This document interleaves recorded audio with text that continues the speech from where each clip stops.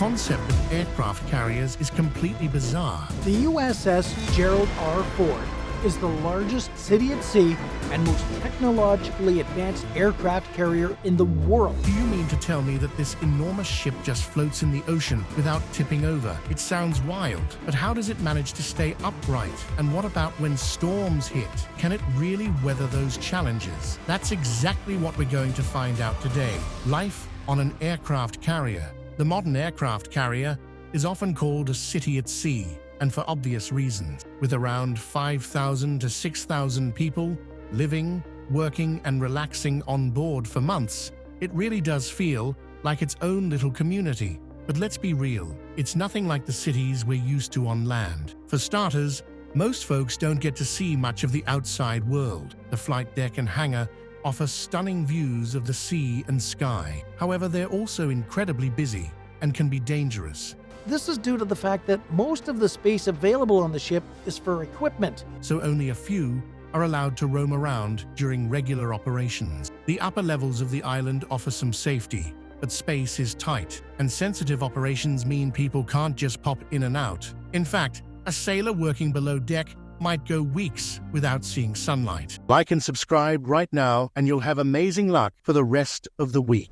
The living conditions are a whole different ballgame too. Getting around involves climbing steep steps and squeezing through narrow corridors. The sleeping quarters are pretty cramped. Each person has a tiny stowage bin and an upright locker for their clothes. Everyone also shares a bathroom and a small common area with a TV. Just like in any other city, on board, there are a lot of different jobs. About 2,500 men and women work in the air wing. They fly and take care of the aircraft. Another 3,000 or so are part of the ship's company. They take care of everything from washing dishes and cooking meals to maintaining the nuclear reactors and handling weapons. Now that's one flexible resume. There are several galleys and mess halls serving up to 18,000 meals a day. Plus, Of resupplying an aircraft carrier in the middle of the sea is a carefully planned and choreographed operation.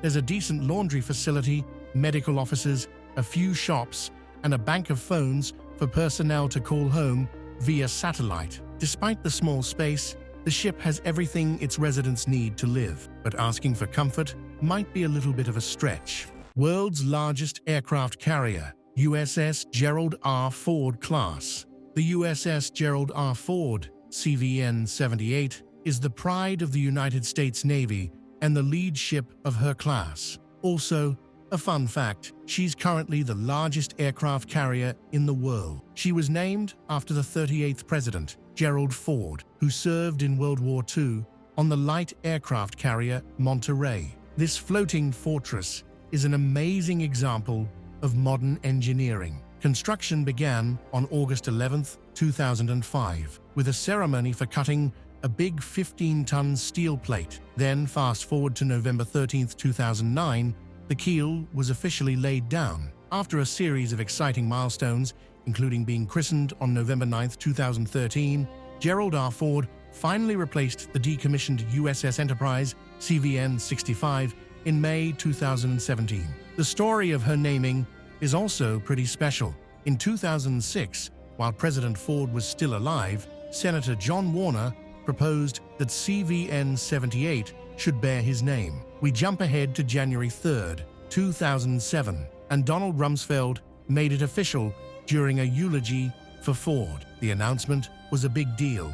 It was attended by family and notable figures like Vice President Dick Cheney. How cool is having a carrier named after you while you're still around? There was a proposal to name the ship USS America, but the name was eventually given to an amphibious assault ship that was commissioned in 2014. Construction of the Gerald R. Ford was a huge undertaking. The Navy signed a $5.1 billion contract with Northrop Grumman in 2008, and by 2013, they had made great progress. After some delays, mostly because of stubborn problems with the nuclear engine and munitions elevators, Gerald R. Ford finally hit the waters for her first deployment on October 4, 2022, and there's been no stopping her since then. She's been busy conducting exercises with NATO allies showing off her stuff in the Arctic and even making port visits to places like Halifax and the UK.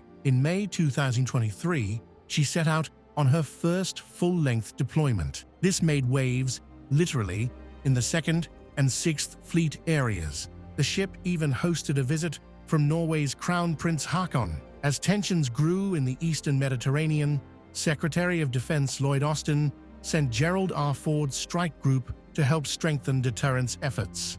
After an amazing 8-month deployment, the Gerald R. Ford returned to Norfolk on January 17, 2024. She had spent 239 days at sea. During that time, she completed over 10,000 flights and traveled more than 83,000 nautical miles. Now that's what I call a world tour, the storm. But not everything is always sunshine and daisies, folks. When you're on board the USS Gerald R. Ford, the largest aircraft carrier in the world, you're part of a hard-working crew. Sailors on the USS Gerald R. Ford face tough challenges at sea. The weather can change in an instant. Calm waters are turned into a fight against brutal winds and huge waves. These strong winds and large waves test the ship's stability and safety. During a storm, winds can reach incredible speeds. The Navy has dramatically improved ship safety through more stringent protocols, advanced engineering, making it hard to navigate. Waves can rise up to 90 feet and crash down like giant walls of water. This puts a lot of pressure on the ship and risks its balance. The USS Gerald R. Ford is one of the biggest and most advanced aircraft carriers in the U.S. Navy. It has advanced technology designed to keep it steady, even in rough weather. The ship's hull displaces a lot of water, which helps it float better. Engineers place heavy machinery and fuel low in the ship to keep its center of gravity low, improving stability. The crew is well trained to handle bad weather. During a storm, they adjust the ship's systems and use ballast tanks and stabilizers to maintain balance. Maintaining and inspecting them on a regular basis is a top priority for the U.S. Navy crew. These systems help the carrier resist wave movements, reducing rolling and keeping everyone safe on board. The challenges faced by the USS Gerald R. Ford are eerily similar to the tragedy of the USS El Faro, which sank during Hurricane Joaquin in 2015. It resulted in the loss of all 33 crew members. Truly tragic. Details of the carrier. The Gerald R. Ford class aircraft carriers are the largest in the world, displacing about 100,000 tons. They are bigger than the older Nimitz class, but carry 500 to 900 fewer crew members. These new carriers include 23 upgraded systems compared to the Nimitz class. They measure 333 meters long, 40.8 meters wide, and have a flight deck that is 78 meters wide. One important change is the reduction in crew size. F-35C Joint Strike Fighters, 2 squadrons of 10 to 12 F-18EF Super Hornets. This was a key goal from the start of the CVN-21 program. New technologies are expected to cut maintenance needs by 30% and make tasks easier for the crew through automation. Compared to the Nimitz class, the Ford class can conduct more sorties. With a target of 160 per day, it can increase to 220 during intense operations. The carriers also generate 150% more electrical power to support advanced systems and have a better weight allowance for added equipment over their 50-year lifespan. Development timeline. The first steel for the USS Gerald R. Ford was cut in August 2005, and its keel was laid in November 2009. The carrier was launched in November 2013 and completed anchor testing by June 2014. The USS John F. Kennedy began construction in February 2011 and launched in December 2019. It's expected to be delivered by July 2025. The USS Enterprise's construction started in August 2017, and it's expected to be ready by September 2029. The USS Doris Miller is set for delivery in February 2032. Hull and design. All U.S. Navy aircraft carriers have been built at Northrop Grumman Shipbuilding since the 1960s. The Gerald R. Ford's hull design is similar to the Nimitz class, but with a smaller island positioned further back. The island features advanced radar systems and a new landing approach system based on GPS. The ship's layout has been improved for better flexibility and efficiency. Not only that, changes have been made to accommodate new technologies over its service life as well. Sensors and propulsion. The Gerald R. Ford is equipped with advanced dual-band radar and a nuclear propulsion system that includes 2 reactors and 4 shafts. This just makes it better than ever, as the carrier also successfully passed the shock trials. The capacity. The carrier can carry up to 90 aircraft, including modern jets like the F-35 and F-18. The flight deck is designed for higher sortie rates, with 3 elevators instead of 4, and expanded parking area. Self-defense systems. The Gerald R. Ford class aircraft carriers include advanced radar and defense systems. Notably, this includes the dual-band radar developed by Raytheon. This efficient radar replaces multiple antennas with one 6-faced unit. It combines the X-band AN-SPY-3 multifunction radar, which is used for low-altitude tracking, with the S-band AN-SPY-4 volume search radar designed for all-weather target searching. The DBR operates across 2 frequency ranges, managed by a single controller. It has no moving parts. This reduces maintenance and staffing needs. It includes 3 active radar arrays and uses the Common Array Power System for power, along with a cooling system called the Common Array Cooling System. Now, if we talk about the weapons, the Ford-class carriers can be armed with advanced missiles and have upgraded systems for delivering weapons to aircraft efficiently. The carriers also feature increased power generation for new technologies like electromagnetic launch systems and potential future weapons. Contracts and development. Various contracts have been awarded for the design and construction of the Ford-class carriers, totaling billions. Key contractors include Northrop Grumman, Raytheon, and General Atomics, which provide advanced systems for these ships. How do these things not tip over? Let's talk about why those gigantic ships, like the aircraft carriers, don't just tip over in the ocean like a kid on a seesaw. It all starts with a little something called buoyancy. It was first explained by an extremely clever guy named Archimedes. You know how when you get into a bathtub, the water level rises? That's because water pushes back when you try to get in. Archimedes realized that this push, called buoyant force, is equal to the weight of the water you displace. In simple terms, if an object is lighter than water, it floats. Now, I know what you're thinking. What about a 100,000-ton Gerald R. Ford class aircraft carrier? Yep, it floats too. Why? Because inside its hull, there are tons of air-filled compartments. This makes the ship less dense than the water around it, letting it float like a cork. The Curvy Hull. One of the coolest features of an aircraft carrier is its curved hull. Think of it as the ship's way of doing yoga. This curve helps distribute the ship's weight evenly, keeping it from tipping over. Plus, it reduces hull drag, which is a fancy term for the resistance that slows the ship down. Less drag means a smoother ride through the water. The hull's curve is about 18 inches deep at the keel, which is the bottom part of the ship. Weight distribution. Now let's talk about weight. Not mine or yours. The ship's weight. The heaviest parts of the ship, like engines and aircraft, are placed near the center of gravity. This keeps everything balanced. If the ship were top-heavy, it would be more likely to tip over in choppy waters, and we definitely don't want that. But wait, there's more. Aircraft carriers come with stabilizers, which are like the ship's secret weapons for staying upright. Bilge keels are like long fins on the sides of the ship that help prevent rolling in the waves. In addition to that, fin stabilizers are located at the back. These little guys keep the ship steady and reduce swaying. The rudder is this large fin at the stern that helps steer the ship and keeps it from rolling. Systems that save the day. It's not just the shape and weight that keep these ships stable. There are also high-tech systems on board. The bilge pump system swiftly removes any water that may enter the hull and helps to prevent the ship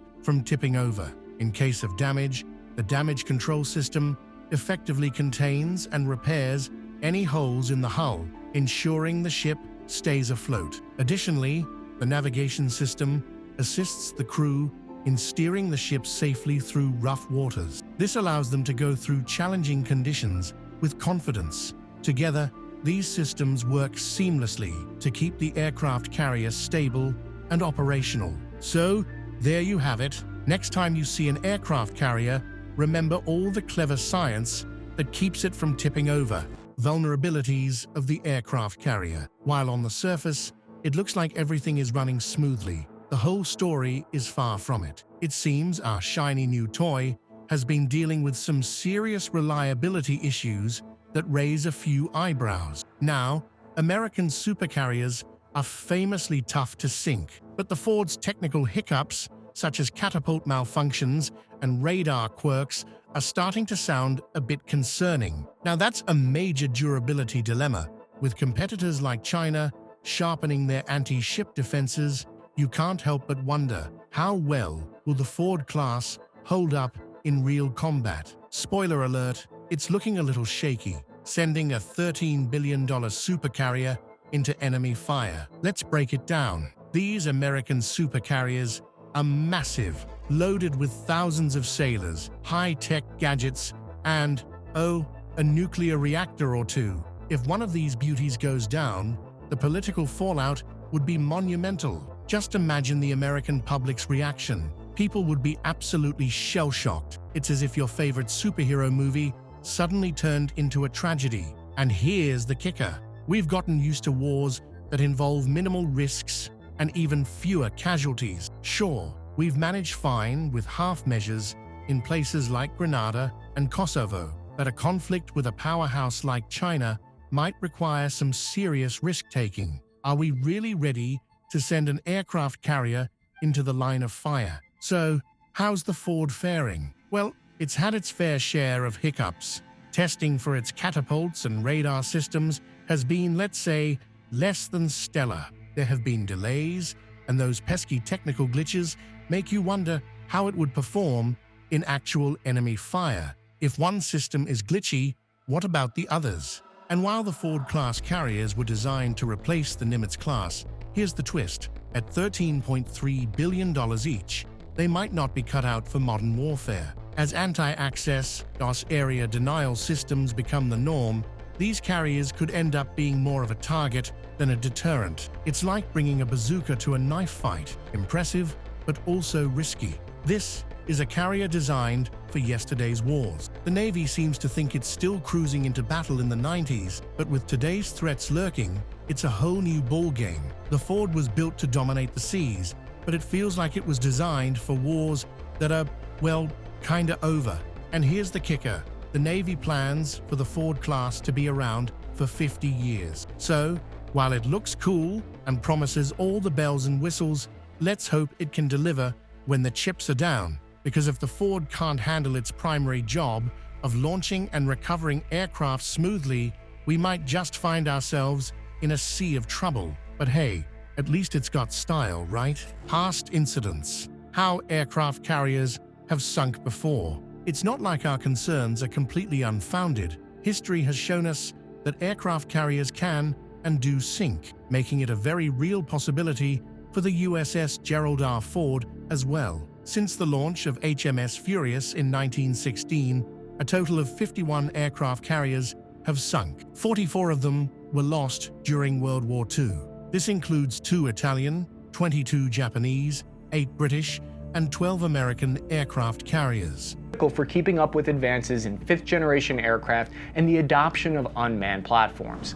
In 2023, the list of aircraft carriers sunk after World War II grew to 7, with the sinking of the NAA Sao Paulo. Let's take a trip down memory lane and examine some notable events. Cargo ships. The largest container ships actually surpass the size of the biggest supercarriers. The USS Gerald R. Ford, the U.S. Navy's most advanced carrier, measures just under 100 feet and weighs about 100,000 long tons. In contrast, giant container ships like the Ever Glory stretch around 1,312 feet and can weigh over 215,000 long tons. Size matters in ship design, but for different reasons. For warships, larger size leads to significantly higher costs for building and maintaining the vessel. This expense increases exponentially with size. For container ships, being larger is beneficial because more cargo means greater profits. However, being bigger doesn't always equate to safety.